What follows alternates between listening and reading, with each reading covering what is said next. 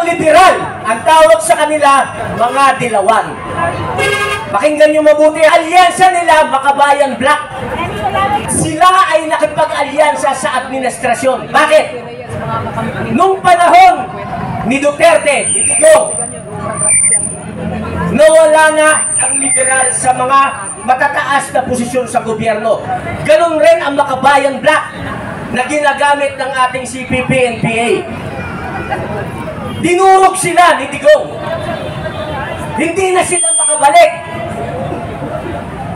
Kaya ang ginawa nila, nakipag-alyansa sila sa administrasyon. Their only vehicle para makabalik sila sa highest post dito sa bansa natin is through BBM. At ginamit naman sila ni BBM na attack doon sa mga sumusuporta sa mga Duterte. Ang problema nating malaki ito. Alam ng lahat ito. Liberal, Makabayan Black, administrasyon, sinusuportahan ng Western world. Alam nyo na kung sino yung bansa na malakas. Tao ang bayan!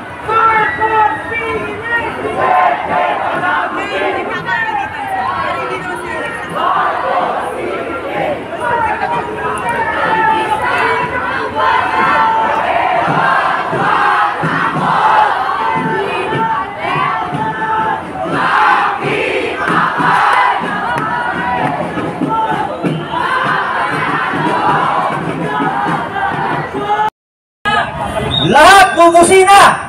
Uuwi pa ba tayo? Hindi! Ulitin ko ha, uuwi pa ba tayo? Hindi ko na tayo matulog. Marami tayo. Kaya tayo nandito. Gusto kong maintindihan ninyo ang nangyayari sa bansa natin. You don't have to be a pro-Duterte in order to be against Dilawan, Makabayan Black at administrasyon. Yan ang ikikwento ko sa inyo ngayong gabi.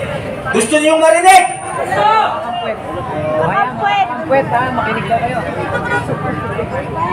Kaya tayo nandito. Tayo yung nakakaunawa kung anong nangyayari sa bansa natin. Ang iba rito, hindi naman tayo magkakilala, hindi tayo magkaano-ano. Yung iba na-invite lang.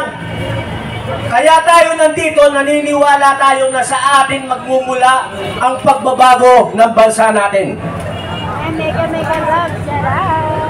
Ito ang liberal. Ang tawag sa kanila, mga dilawan. Pakinggan nyo mabuti ha. Ang alyansa nila, Makabayan Black. At sila ay nakipag-alyansa sa administrasyon. Bakit? Nung panahon ni Duterte, Digong, nawala na ang liberal sa mga matataas na posisyon sa gobyerno. Ganon rin ang Makabayan Black na ginagamit ng ating CPP-NPA. Dinurog sila ni Digong. Hindi na sila makabalik. Kaya ang ginawa nila, nakipag-alyansa sila sa administrasyon. Their only vehicle para makabalik sila sa highest post dito sa bansa natin is through BBM. At ginamit naman sila ni BBM na attack doon sa mga sumusuporta sa mga Duterte. Ang problema nating malaki ito. Alam ng lahat ito. Liberal, Makabayan Black, administrasyon, sinusuportahan ng Western world. Alam nyo na kung sino yung bansa na malakas. Ayun guys, babay na. Kaya ang plano nilang lahat, lobat na. para magkaroon ng tsansa ang liberal at Makabayan sa 2028, kailangan nila ng sasakyan. Ang sasakyan nila, ang administrasyon. Bye! Kaya ang plano nila, narinig nyo yung nagsalita kanina, Ay, te, yan maraming salamat sa inyo. anybody can be a president in 2028 except a Duterte. Lobat na tayo, tinayo. Picturean ko. Hindi natin sinasabi perfecto si Digong. Ayan ang Actually, para sa kaalaman nyo, alam ng iba sa inyo rito, kami yung nakipaglaban kung bakit natigil natin ang unconstitutional lockdown at ang kursahang pagbabakuna ng experimental vaccine. Tayo po ang nagpatigil niyan. Abay na. Pero wala tayong sigaw against sa gobyerno nun. Ang kinalaban natin, DOH at saka IATF. 2 buwan tayong natulog sa harap ng Supreme Court. Kaya nga. 4 na buwan tayong natulog sa harap ng Senado. Kaya napatigil natin yan. Kaya nagkaroon tayo ng panandaliang kalayaan sa ngayon. Ito na naman tayo, mas mabigat na laban. Mas mabigat na laban, pero alam ko, maipapanalo natin. Bakit tayo kukunti lang? Ito siya. Gusto niyo malaman? Kapag kayo mga nandito, ako naniniwala yung mga vloggers natin na nandito, lahat ng sinishare ninyo katotohanan. Yes! Okay? Pero pag share ninyo, ang ginagawa ng mga minions nila, mga warriors nila sa keyboard, Mga takdog! lahat ng sinishare ninyo, delete na kagad yan. So hindi na kumakalat. Hindi nyo ba alam na lahat kayo, ng mga makatotohanan vloggers, nakasyado bang kayo lahat? Yes! Akala nyo na isi-share nyo sa marami. Pero umiikot lang yan sa circle of friends ninyo. Pero anong ginagawa ng kalaban? Ganito, makinig kayo. Ayan, makinig kayo ha. Kapag ka may isinare silang mali, inuulit-ulit nila sa social media, paulit-ulit yung mali, paulit-ulit. Okay, manood. 1 buwan, 2 buwan, 3 buwan, hanggang 1 taon, paulit-ulit. Tama. Sa mainstream media, yung mali, paulit-ulit rin. 1 buwan, 2 buwan, 3 buwan, 1 taon, paulit-ulit. Yung bagay na paulit-ulit din yung nababasa at nakikita, nagiging totoo na sa paningin at pandinig ng iba. Tama, mali. Ngayon, Ano, pagka may na-pick up kayo sa Maraming salamat. Facebook page ninyo, kahit na mali, ang ginagawa ninyo, isinishare nyo pa. Ilaw. Yun ang gusto nila. Tapos, ayan. Yung maling pinakalat nila na pick up nyo. Sabi nyo, mali ito eh. I-share ko nga sa circle of friends ko. Sinare nyo ng sinare. Yun ang gusto nila. Kasi yung mali kumakalat. Dapat pag may nakita kayong mali, delete nyo na kagad. Mamamatay siya ng natural death. Nakukuha niyo yung logic? Tanong ko sa inyo, naniniwala pa ba kayo sa mainstream media? Lakasan natin. Naniniwala pa ba kayo sa mainstream media? Kita mo, mano ang gagawin. Kita nyo, konti lang yung matatalino. Lahat ng nandito, kayo ang pag-asa ng bayan, kayo nakakaintindi ng tama. Tama! Lahat ng wala rito, mga bongo! Tama!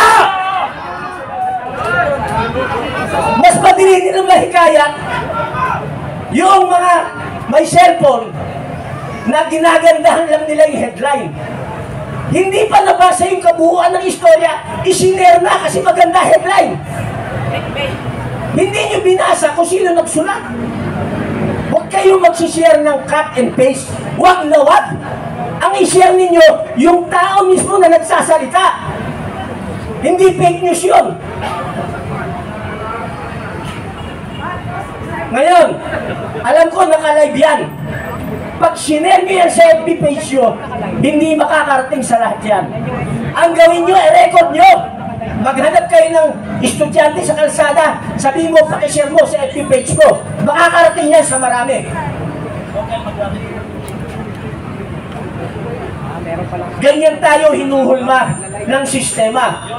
Kaya never na mag-unite ang mga Pilipino hanggang nandyan ang bayarang mainstream media. Never mag-unite habang may nabubuhay ng mga bayarang vloggers. Tama!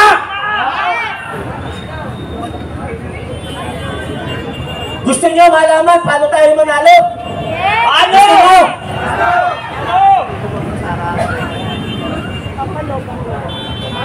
Kahapon gusto na naming manalo eh. Kaso ilang piraso lang kami rito. Ang hirap naman na lulusunin natin yung kalaban, tapos sisigaw tayo. Napapaligiran namin kayo. Ilan kayo? 5 kami. Para tayo si Raulo nun eh. Gusto niyo manalo? Huwag na natin paabutin ng Nobyembre at Disyembre.